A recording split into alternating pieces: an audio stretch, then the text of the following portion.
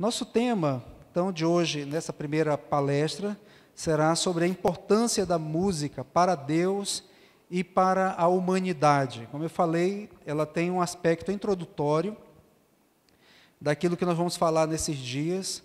E no segundo tempo, no segundo período, eu vou começar a descer um pouco mais do aspecto geral para alguns aspectos mais específicos de como a música tem sido usada hoje em dia, de maneira geral, por algumas igrejas, e como isso se mostra como um desafio para nós também.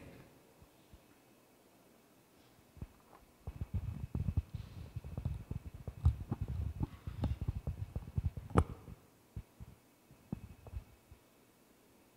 vou ter feito isso antes.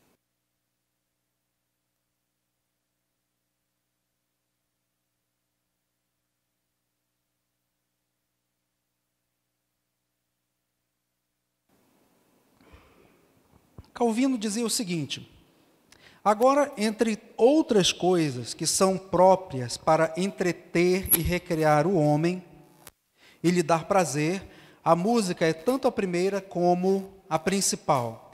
E é necessário pensar que este é um dom de Deus a nós delegado para tal fim. Além do mais, por causa disso, temos que ser mais cuidadosos em não abusar. Além disso, temos que ser mais cuidadosos em não abusar dele, com temor de desgraçá-lo e contaminá-lo, convertendo em nossa condenação aquilo que foi dedicado para o nosso proveito e uso. Se não houvesse outra consideração senão esta, já seria suficiente para nos levar a ter moderação no uso da música e fazê-la servir a todas as coisas honestas, e que ela não nos dê ocasião para dar lugar a todo tipo de dissolução ou nos fazer como efeminados em deleites desordenados, e não se torne instrumento de lascívia ou qualquer impudicícia.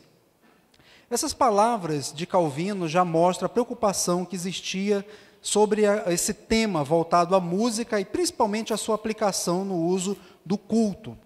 Na palestra de amanhã eu estarei falando um pouco mais sobre as ações da música no nosso corpo, no nosso intelecto, como isso afeta e a preocupação que existia, não só por parte dos reformadores, mas pelos pais da igreja com relação à música. Eles reconheciam que ela vem do Senhor, que é uma dádiva divina, que é um poderoso instrumento de Deus tanto para o deleite da humanidade, que deveria ser tratado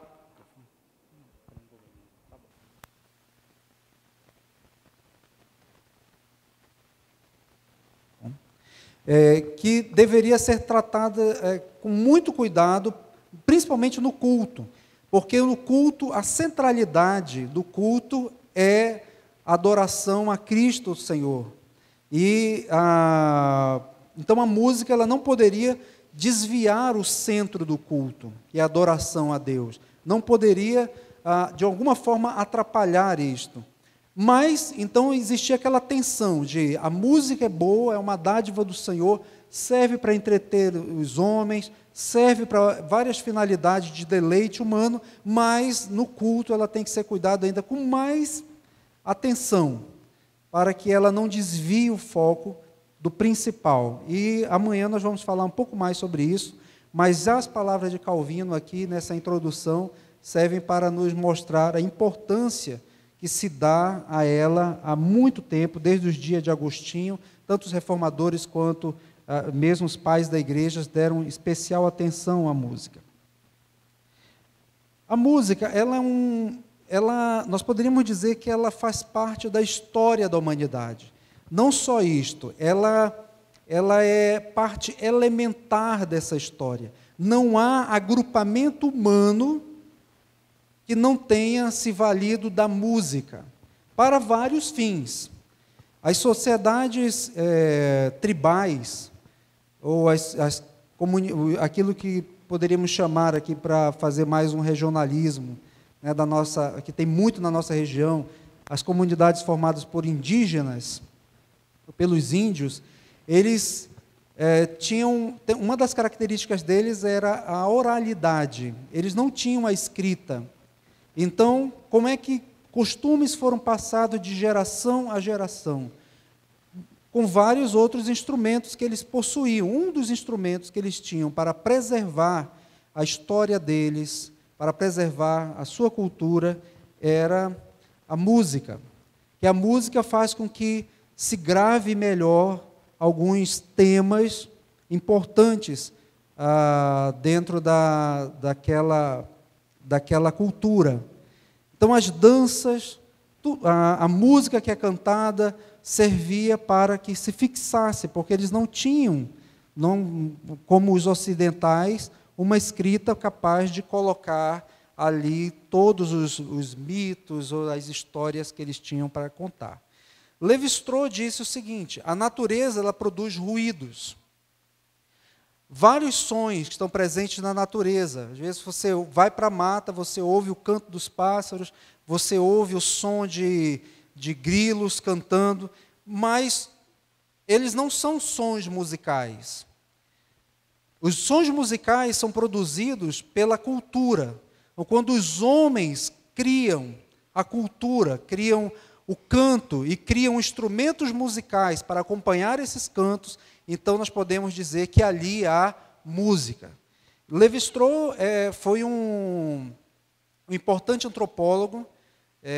Quem já estudou um pouquinho nesse tema da academia, da antropologia, sabe da importância que ele tem nesse campo, e ele então fez essa importante afirmação para nós, que só a cultura é que produz a música. Antropologicamente falando, ainda não entramos no aspecto bíblico, mas antropologicamente falando, o que nos diferencia dos animais é porque nós produzimos cultura. Vários animais podem se reunir juntos e fazer um barulho muito grande. Quem já ouviu as guaribas na floresta sabe do que eu estou falando. Aquele barulho ensurdecedor que às vezes vai quilômetros adentro.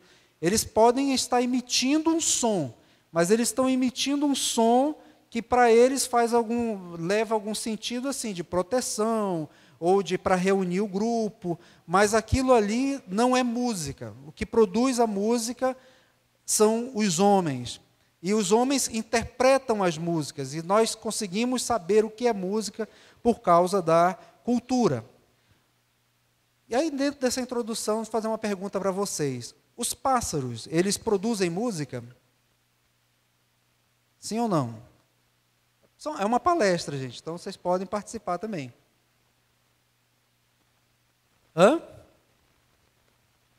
Os pássaros produzem música? Aos nossos ouvidos, sim. Mas para eles, não. Porque eles não produzem cultura. Os pássaros não têm cultura. Os animais não têm cultura. Agora, nós que temos cultura, quando nós ouvimos o canto de um sabiá, para nós há uma melodia ali sendo entoada. Então, a gente diz assim, isso aqui lembra um canto. Quem já ouviu o Irapuru, ele tem várias variações de tom, vai para cima, para baixo, dá uma paradinha, dá como se fossem uns sinaizinhos rápidos, mas tudo aí é uma interpretação nossa de que aquilo ali é uma música, mas ele está produzindo sons. Claro que, biblicamente falando, como nós vamos ver daqui a pouquinho, a natureza ela está louvando o Senhor. Claro que ele está entoando algo que a Bíblia nos diz que é para o Senhor Deus, é um louvor a Ele. Mas, para nós identificamos como música. Então, o que vai definir a música, que tem a ver com a batida de uma percussão, por exemplo, a velocidade dessa batida, esse ritmo, né, ou a intensidade do sopro numa flauta, ou a variedade dos tons que vão ser usados por aquela flauta, ou da intensidade com que se vai bater no tambor, isso tudo só faz sentido para quem produz cultura. E essa música, ela sempre esteve presente em todo o ajuntamento humano, foi usada, como eu falei, para, às vezes, guardar algumas histórias, alguns mitos, mas também como conexão para com a divindade. E aí eu já estou entrando num outro aspecto da música, porque a música ela é usada em vários lugares como um instrumento de transcendência, né, de fazer com que a pessoa se mova pela emoção para um outro mundo, vamos dizer assim, entre aspas, claro. Mas ela eleva o sentimento das pessoas. Por isso que ela também é usada em rituais xamânicos. Viveiro de Castro, também, que é um outro antropólogo, ele escreve o seguinte: o xamanismo, a pagelança é essencialmente canto. E seu cantar é exatamente fazer os deuses falarem. O canto nessas sociedades indígenas, e isso é outro traço comum nelas, é fortemente conotado do ponto de vista religioso. Quer dizer, cantar é a atividade religiosa por excelência. A fala divina é sempre cantada, digamos assim. O canto é a forma sempre da fala. Então, como que se chega às divindades dentro dessas comunidades que não conhecem ainda a Cristo? Como eles acham que eles podem chegar até elas? Também através da música, através do canto. E hoje em dia, esse aspecto da espiritualidade, de maneira geral, não cristã, não evangélica, mas essa espiritualidade tem sido embalada, nós poderíamos dizer assim, também pela música. Por exemplo, as músicas de meditação. Se você digitar no YouTube algumas palavras-chave como música para meditar, música para relaxar, aí você vai para vários vídeos, que às vezes são vídeos de 2 horas, de 3 horas. Aí se você clica nesses vídeos, são aquelas músicas assim, normalmente em tons menores, né, e colocada ali com teclado ao fundo. Às vezes até tem barulhos de pássaros por trás, barulhos de águas, e algumas pessoas usam essas músicas para fazer aquela prática de yoga, por exemplo, porque eles acham que a música, de alguma forma, nos eleva a um outro patamar. Na realidade, a música ela mexe com as emoções humanas. E como nós somos, pela nossa constituição mesmo, pela maneira como Deus nos fez, nós também somos emoção, somos razão e também emoção, é claro que a música vai exercer um poder dentro do nosso espírito.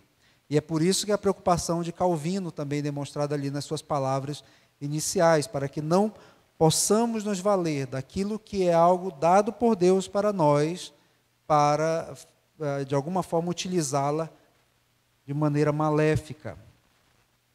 O primeiro registro bíblico sobre música se encontra em Gênesis, capítulo 4, versículo 22. 20 a 22. Aliás, mais especificamente o versículo 21, mas eu quis colocar o versículo anterior e o posterior, exatamente para nos dar a ideia do que está sendo falado aqui em Gênesis. Ada deu à luz a Jabal. Este foi o pai dos que habitam em tendas e possuem gado. O nome de seu irmão era Jubal. Este foi o pai de todos os que tocam harpa e flauta. Zilá, por sua vez, deu à luz a Tubal-Caim, artífice de todo instrumento cortante de bronze e de ferro. A irmã de Tubal-Caim foi Naamá. Sobre que descendência que nós estamos falando aqui?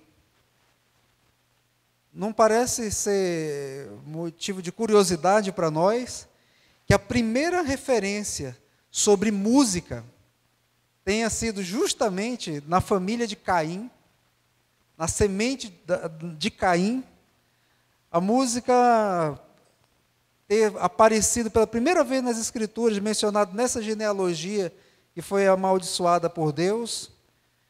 Na família de Caim nós encontramos então, como eu coloquei os versículos anteriores e posteriores, ao versículo 21, nós encontramos que há três precursores aqui de cultura. Os que trabalham no campo, está aqui no versículo de número 20, né? Este foi o pai dos que habitam em tenda e possuem gado, ou seja, a atividade da agropecuária ligada à família de Caim. E depois, no versículo de número 22, mais uma vez uma atividade artística, porque Tubal-Caim foi o artífice de todo o instrumento cortante. Ele trabalhava com bronze, trabalhava com ferro, e coube então a Tubal-Caim esse privilégio de ser um homem que começou a manipular e trabalhar artisticamente também, nós poderíamos dizer assim, com esses instrumentos. E os artistas têm como pai, vamos dizer assim, o patriarca dos artistas ou dos músicos, Jubal. E por que o Senhor Deus, então, permitiu isto? Por que o Senhor nos dá essa lição tremenda sobre a questão da música presente na vida de Caim e dessas manifestações outras aí de cultura? Eu pensei pelo menos duas pistas. A primeira delas é que o Senhor quer mostrar que o homem é mais do que um trabalhador de coisas materiais. Ali nós encontramos gente que trabalhava com gado, a agropecuária que era a pecuária que era muito forte, e os artífices de ferro, de bronze, ou seja, de ferramentas que serviam para subjugar a natureza e para, de alguma forma, trazer benfeitorias para o deleite humano. Mas Deus olha e diz assim, mas a vida não é só esse tipo de trabalho. A vida não é só produção desse tipo de produção material, de gado, criação de artefatos de ferro, de bronze. A vida também precisa de alegria, também precisa desse prazer, precisa desse deleite do homem que a arte traz. Então vem Jubal e cria harpa, e cria flautas, e emite sons. E isto mostra como a música, ela também ela está presente, aí vem minha segunda assertiva, ela está presente também naquela família para demonstrar que a música faz parte da graça comum de Deus para a humanidade. Então, se hoje o mundo pode respirar um pouco de beleza, um pouco de alegria, isso também se dá por causa da música. Independente se a pessoa teme ou não a Deus, independente se ela reconhece que aquilo vem de Deus ou não, ela pode até se opor a Deus, ela pode até ser uma pessoa agnóstica, mas ela é capaz de produzir sons sublimes, sons que trabalham e que trabalham no nosso interior e que produzem sentimentos agradáveis. Então a beleza está no mundo, sustentada por Deus, e Deus mostra a sua graça ali em sustentar toda a natureza também, através desse dom maravilhoso da música dada a uma família que foi amaldiçoada pelo Senhor através de Caim. Um outro ponto que nós poderíamos pensar, agora já adentrando mais no papel da música dentro da Bíblia, daquilo que Deus quer para o seu uso, é que louvar a Deus é um dever que está presente em todas as obras que Deus criou. E foi um instrumento que Deus usou para que Deus ilustrou para que a criação pudesse expressar, então, a sua gratidão a Ele, o seu reconhecimento ao Criador. E aí, então, temos o Salmo 98:8, que diz o quê? Vocês podem ler, por favor?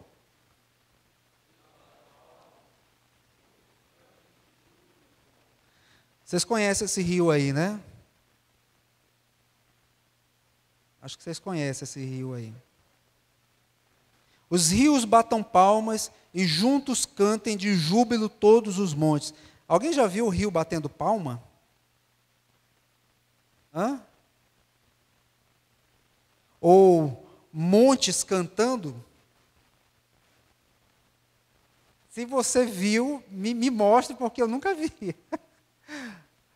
Mas são expressões do Senhor, dizendo que a natureza, ela louva o Senhor, que a natureza o reconhece. As obras que ele fez, tudo que ele fez, vive também para o louvor da sua glória. Manifesta e nos faz olhar para o seu Criador. Nos faz olhar aquela beleza toda e perguntar, quem fez essa beleza toda? Então os rios, de certa forma, estão cantando a Deus quando nós olhamos a diversidade de peixes que Ele tem, quando nós nos jogamos em suas águas, quando estamos simplesmente contemplando a maravilha que Deus criou, nós estamos, de certa forma, ouvindo a música de Deus sendo entoada através daqueles seres inanimados, vamos dizer, da natureza, rios, montes. Quando olhamos as colinas, quando nós olhamos, aliás, as serras, na minha região, lá mais para o norte do nosso Brasil, já extremo norte, há várias serras, e nós olhamos ali aquela paisagem, e contrastando com o lavrado, é algo belíssimo, maravilhoso.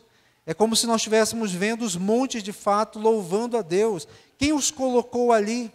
Os homens buscam explicações mirabolantes, de que não, aquilo ali já foi tudo inundado um dia, e tudo aquilo ali, aí se olha o Grand Canyon, processos de milhões e milhões, e não sei quantos milhões de anos, e vão para outros campos, e a palavra de Deus simplesmente nos diz, não, o Senhor mandou fazer e tudo se fez. Claro que alguns elementos da natureza sofrem a ação do homem e sofrem a ação natural dela mesma, mas ela está sob o controle e o governo do Senhor, e ela manifesta o Senhor. E o ponto que eu quero destacar então é que quando Deus fala da sua glória manifesta na natureza, ele usa termos da música. Palmas, que é um instrumento de ritmo, a alegria, canto de júbilo, canto efusivo dos montes. A expectativa é que o louvor a Deus, então, estivesse também presente entre todos os povos da terra, através da criação criada. Em todo lugar, nesse mundo, há uma natureza que louva o Senhor. Claro que o homem tem destruído muito dessa natureza, né? Eu não sei como é que tem cantado o rio Tietê, por exemplo. Eu não sei, quando a gente vai para São Paulo, que passa ali pelo rio Tietê, sente o cheirinho ali, dizem, nós estamos passando pelo rio Tietê. Né? Já tem o cheiro característico dele lá. Como que o rio Tietê está cantando? Eu acho que ele está chorando. Ou como diria Romanos 8, versículo 19 e 22, a natureza está gemendo. Não por causa dela, porque por ela estaria cantando júbilos, alegria ao Senhor, mas por causa do nosso pecado, por causa do pecado humano, entrou todo o pecado e penetrou em vários campos da natureza, de maneira que essa natureza anseia que chegue logo o número dos eleitos, porque ela quer ser libertada desse cativeiro da corrupção, porque ela existe para louvar ao Senhor, para bater palmas, para cantar com júbilo. Lá no Salmo 148, versículos 7 a 10, esse salmo, ele é um salmo que um querido amigo fez uma canção baseada nele, e ele chamou de O Concerto da Criação. Porque o Salmo 148, se você for olhar todo ele, você vai encontrar ali no início dele, os anjos louvando a Deus, o sol, a lua, as estrelas louvando o Senhor. E aí depois lá no meio dele, nós encontramos aqui o versículo de número 7. Vocês podem ler o versículo 7 a 10? Aí.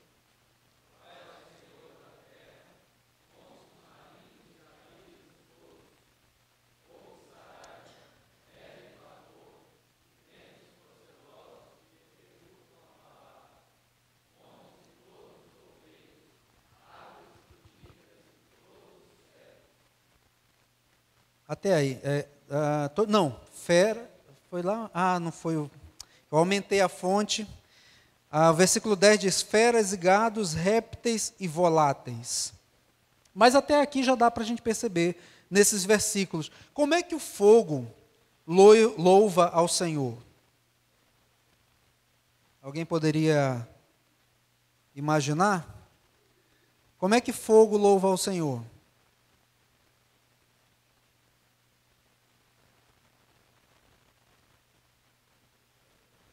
Como? Queimando. Queimando, dando calor, né? Como é que a neve louva ao Senhor? Eu nunca vi neve, né? Mas como é que a neve louva ao Senhor? Posso imaginar. Gelando, né? Ou trazendo aquela paisagem bonita, em alguns lugares ali, aquele branquinho, né? Contrastando às vezes com outras paisagens. Monstros marinhos, abismos. Como é que abismo louva ao Senhor?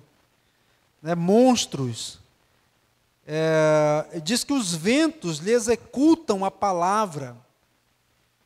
Toda a natureza, ela serve ao propósito divino. Não existe nada na natureza que esteja desconectada do Senhor. O Senhor Deus não criou algo e deixou a esmo seguindo o seu próprio curso. Muitas vezes essa natureza se revolta contra o próprio homem por causa da ação do homem. Outras vezes Deus usa a natureza para punir pecadores, para levar também os seus servos à sua presença. É assim que nós precisamos aprender o livro do Apocalipse, vendo algumas catástrofes que estão presentes ali, como elas estão também sob o domínio do Senhor, através daqueles selos. E algumas são consequências do homem, e às vezes o homem não está fazendo nada, mas aí Deus manda um tsunami, ou permite outras situações, ele manda executar, e ventos podem vir, e podem avassalar vários lugares, trazer uma tragédia, e que essa tragédia, às vezes, ceifa vidas, serve para juízo de Deus sobre aquelas pessoas que não o temem, também serve para que Deus leve pessoas à sua presença, mas, enfim, nada está fora do seu domínio. E a natureza simplesmente está obedecendo o seu Criador, fazendo aquilo para o qual ela foi criada para fazer.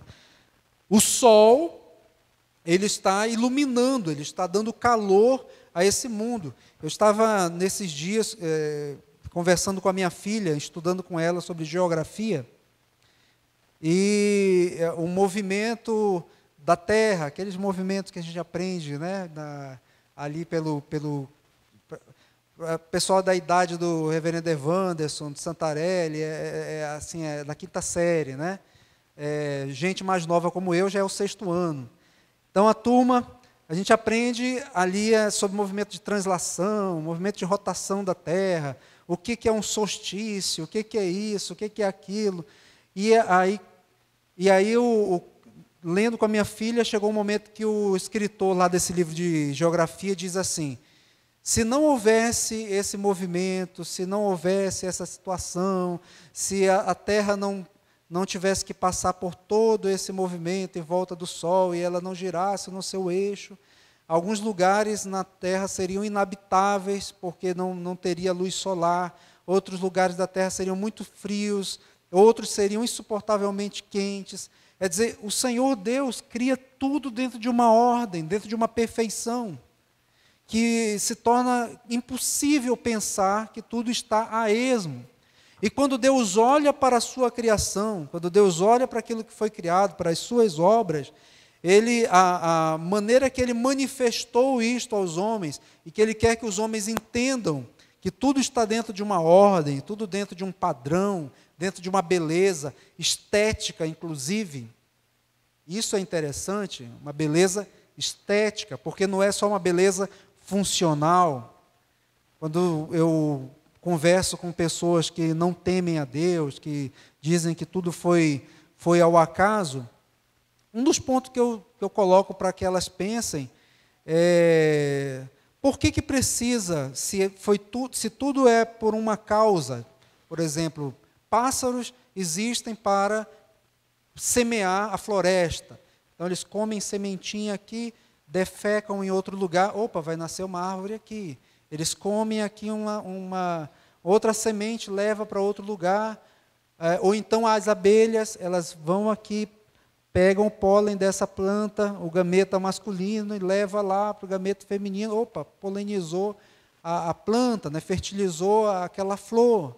E aí, se nós fôssemos olhar só o aspecto da funcionalidade, nós poderíamos nos perguntar, então para que tanta variedade de cores, de cantos, de flores, de beleza estética no mundo? Para que tudo isso? Se tudo existe tão somente por um propósito de manter a vida. Não seria interessante pensar só um tipo de pássaro? Só um tipo de canto? Só uma cor de pássaro? Mas não, você tem arara. Só de arara você tem vários araras. Só de papagaios você tem vários papagaios. Só de pássaros menores você tem vários. Se você for pensar no canto, só o canto do Irapuru tem várias variações daquele canto. Não é um único canto. São vários cantos. Então, para que se fosse tudo simplesmente criado por um aspecto de funcionalidade? Ou de pragmatismo, para manter a vida? Não.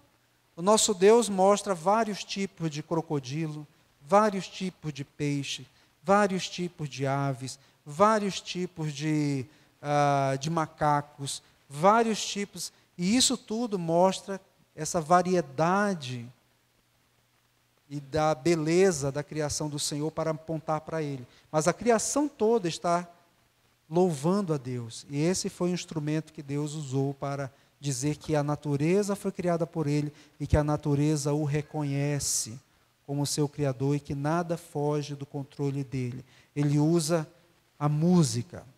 Louvai ao Senhor da terra, monstros marinhos, os grandes peixes que habitam nos oceanos, fogo, neve, os montes, os outeiros, as árvores frutíferas, tudo obedecem ao mando do Senhor. E é claro que também há um tom missionário, eu acredito, presente aqui, porque nós estamos participando dessa criação toda e nós, como Igreja do Senhor, devemos ser mais ecológicos do que qualquer outro grupo, porque nós sabemos a quem pertence essa criação.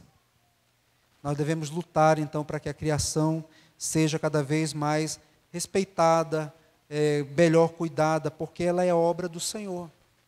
Ela está aí para o nosso deleite, para o nosso prazer. Então, quanto mais eu falo de Cristo às pessoas, mais essas pessoas vão também ajudar a cuidar da criação como uma manifestação do nosso Deus. E se seres inanimados até mesmo, ou irracionais, são chamados e convidados a cultuar a Deus através da música, nesse culto que eu falo nesse aspecto amplo de que o mundo inteiro ele é um templo divino, é a área da atuação de Deus. Quanto mais nós, que somos criaturas inteligentes e somos os únicos seres chamados por Deus criados à imagem e semelhança dele. E o louvor é um dever, então, também dos homens. Eu gostaria que lêssemos aí esse primeiro item, o Salmo 30, versículo 4, porque isso mostra que é um privilégio também dos redimidos. Vamos ler aí o que diz? Salmo 30, versículo 4.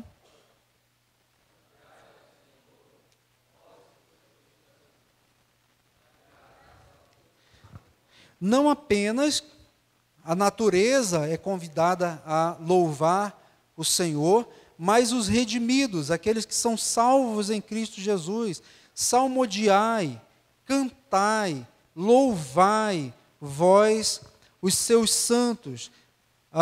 Eu acho incrível como tem pessoas que têm aquela mentalidade: eu vou chegar no ajuntamento do culto solene a Deus apenas na hora da mensagem, porque a mensagem é que é importante para Deus. Por incrível que pareça, eu já ouvi gente falando assim. Porque o Senhor Deus quer ser louvado pelos homens, também através da música. E o louvor através da música também é chamado de salmodiai, que eram poesias criadas pelos homens, inspiradas por Deus, para o seu culto, para o seu louvor. Os seus santos devem, então, estar comprometidos com a música, com o canto. Ela também deve ser executada com excelência. Nós vamos estar falando sobre isso nesses dias também. O que diz o Salmo 33, versículo 1 a 3? Exultai aos retos. Pode continuar. Celebrai.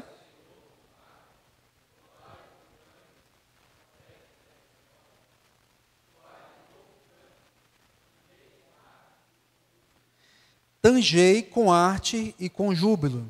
Então, antes ele fala aqui que aos santos também, os justos ou os retos, fica bem louvá-lo. E aí ele fala da harpa, que é um instrumento musical, saltério de 10 cordas, talvez seja a cítara, que também era um instrumento musical, que auxiliava no canto. E ele diz aqui no versículo de número 3, entoai-lhe um novo cântico. Tangei com arte e com júbilo. A arte significa fazer bem feito. Sentido original aqui que foi traduzido por arte. Fazer algo bom, algo bem feito, bem executado. Uma musicalidade instrumental de qualidade, de beleza, de estética. O nosso Deus não quer ser louvado e adorado de qualquer maneira. E aqui, no versículo de número 3, não se está falando sobre o aspecto do adorador ou da vida devocional que ele deve ter. O reverendo Jairo vai falar também nesses dias. Não está falando aqui da qualidade de vida do adorador, mas está falando aqui da qualidade da execução dessa adoração. Está claro isto?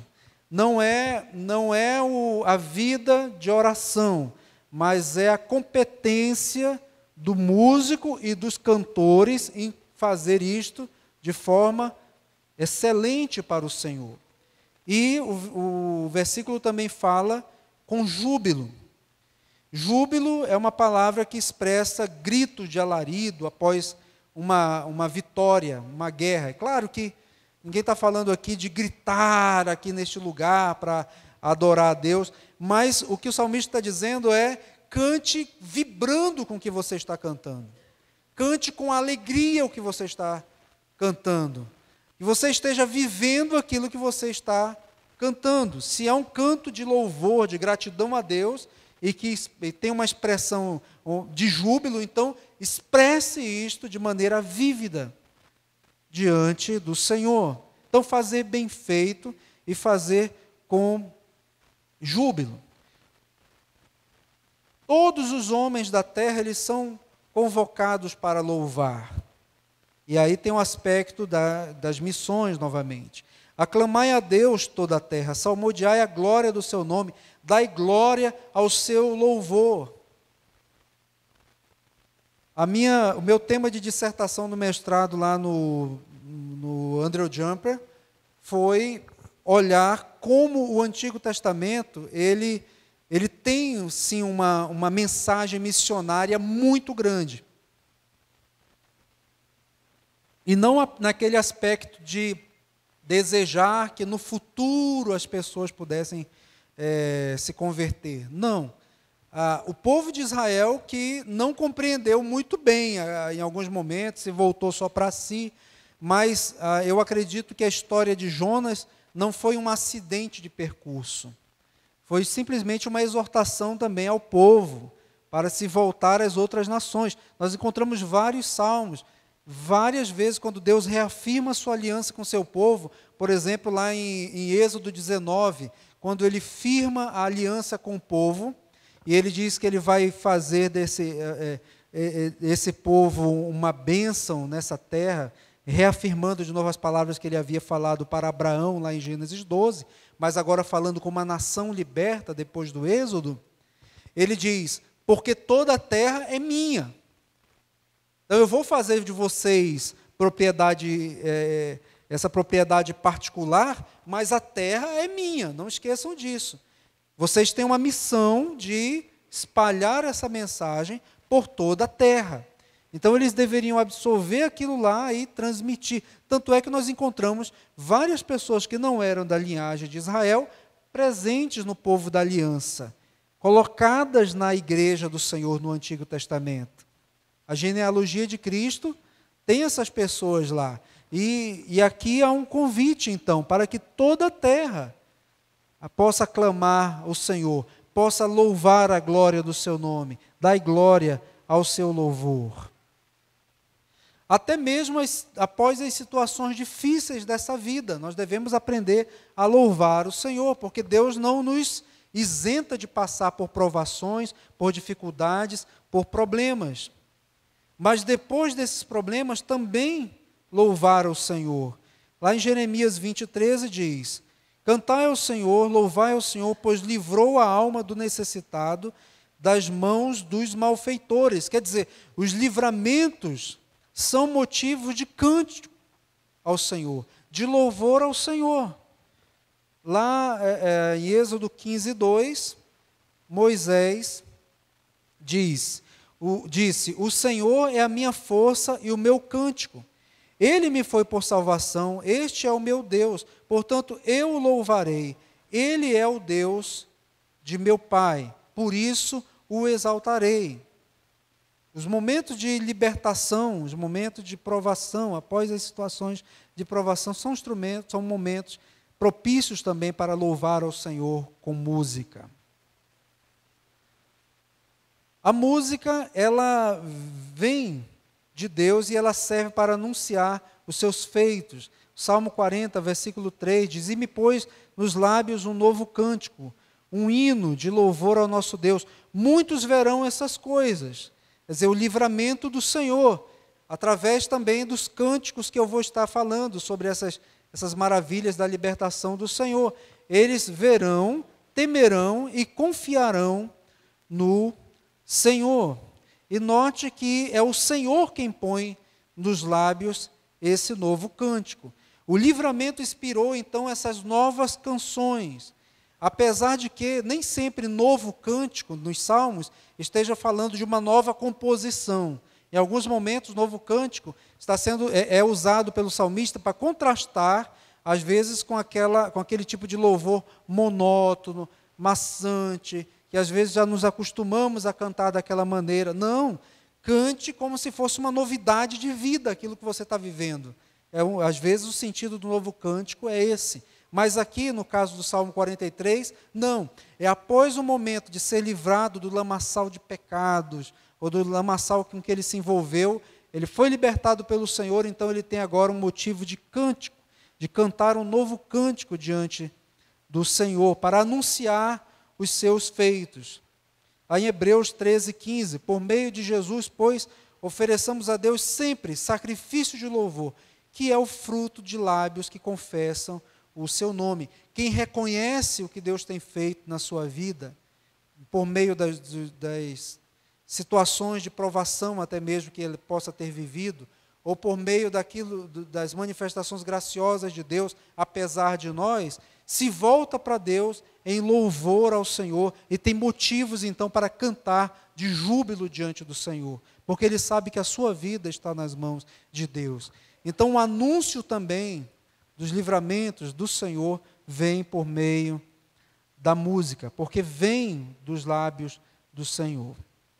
Calvino, então, dizia que todas as artes procedem de Deus. Por isso que elas devem ser usadas por nós como instrumento do seu testemunho. Devem ser consideradas como invenções divinas. Todo movimento artístico, não só a música. Claro que aqui, no caso, nós estamos falando sobre a música, o canto. E Lutero, que era músico, disse: a música deve ser considerada em beleza apenas abaixo da palavra de Deus, porque por ela todas as emoções são influenciadas.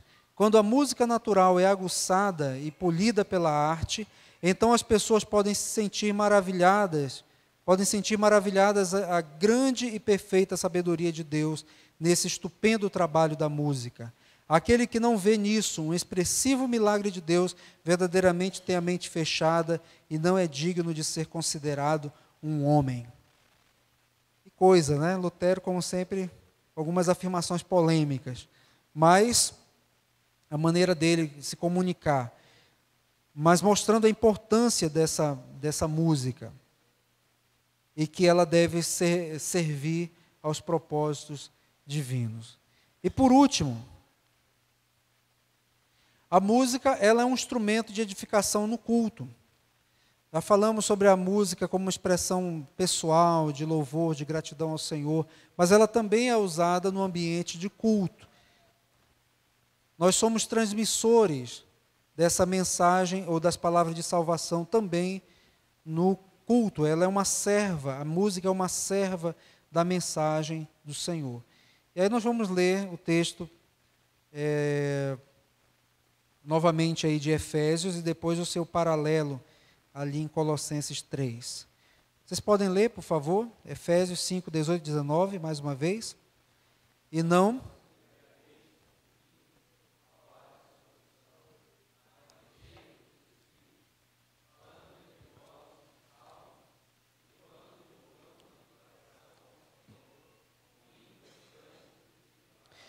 Quer dizer, no ajuntamento solene, comunitário, e isso, quem fala com salmos e louva de coração ao Senhor com hinos e cânticos espirituais, é quem está cheio do Espírito Santo. E agora estamos falando não da qualidade, agora da execução no instrumento musical, mas da qualidade de vida diante do Senhor. Quem está cheio do Espírito, quem busca a presença do Senhor constantemente, ele externará isso num culto solene ao Senhor, através dos salmos, através dos hinos, dos cânticos espirituais.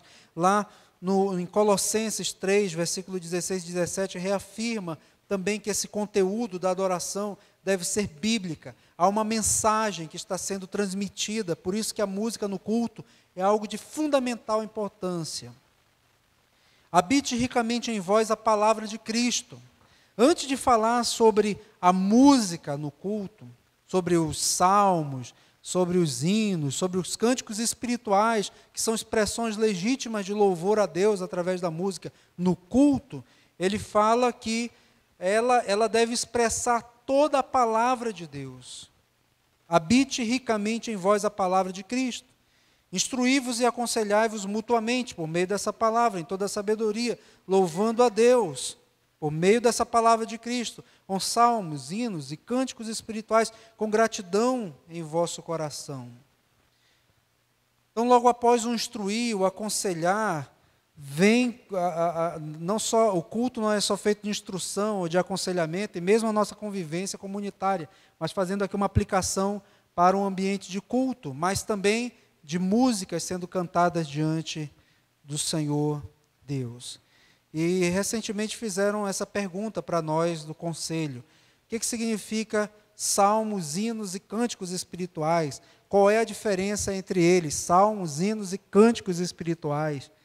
Infelizmente, nós estamos muito distantes do apóstolo Paulo para perguntar dele. Mas nós podemos pensar em algumas pistas à luz da palavra do Senhor. Os salmos são os salmos que estão lá no Antigo Testamento. Salmo 1, a Salmo 150, talvez ali o saltério. Os hinos eram pelo menos os comentaristas são muito, quase unânimes em afirmar que os hinos eram composições da comunidade que serviam aos propósitos de exaltar o nome de Deus. Alguns hinos estão presentes nos salmos, por exemplo, em Romanos, aliás, nas cartas do Novo Testamento. Por exemplo, Romanos 11, né? A profundidade da riqueza, tanto da sabedoria quanto do conhecimento de Deus, ali é um hino, está falando da exaltação, está exaltando a majestade do Senhor.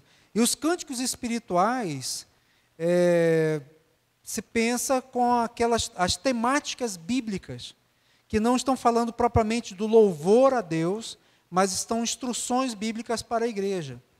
Quer um exemplo disso? Aquele hino Ceifeiros da Seara Santa. Todo o hino, claro, ali seria um cântico espiritual, vamos dizer assim, porque ele não está exaltando propriamente o nome de Deus de maneira direta, ele está falando de maneira mais indireta. Mas esse hino, Ceifeiros da Seara Santa, eu canto para a igreja, é um tema de motivação para a igreja, a obra de missões em meio às tribulações da vida. Alguém lembra aí um trechinho dele?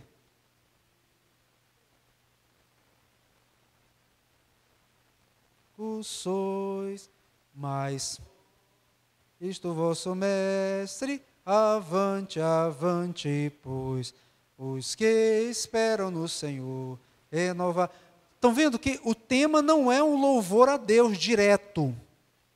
Eu canto o Ceifeiro da Seara Santa como para que eu, com o meu irmão, possamos nos alegrar no Senhor e encontrar ânimo, motivação do Senhor para viver nesse mundo e cumprir a sua missão. Entendeu? Então, vamos colocar assim, estes seriam os cânticos espirituais que o apóstolo Paulo estava falando, temas bíblicos, que, claro, vão se reportar a Deus, porque é o cântico da sua palavra, mas que não são propriamente hinos de exaltação ao Senhor, mas são temas da vida em comunidade. Então, concluindo, queridos, nós poderíamos dizer então que a música é um instrumento do Senhor para o bem da humanidade, e pensando nos seus filhos, nos seus servos, ela também serve-nos para expressar a nossa gratidão a Ele, para testemunharmos do seu amor para as pessoas, como veículo de comunicação da sua palavra, através da evangelização, para a edificação da igreja. Então, são inúmeros usos que a música tem, apesar de trazer também alguns desafios, como também vimos no início que ela traz. Se ela é usada, às vezes, em rituais xamânicos, ela também tem sido muito mal usada no ambiente cristão, inclusive entre aqueles que se chamam protestantes. E nós vamos falar um pouquinho sobre isso na segunda palestra daqui a pouco.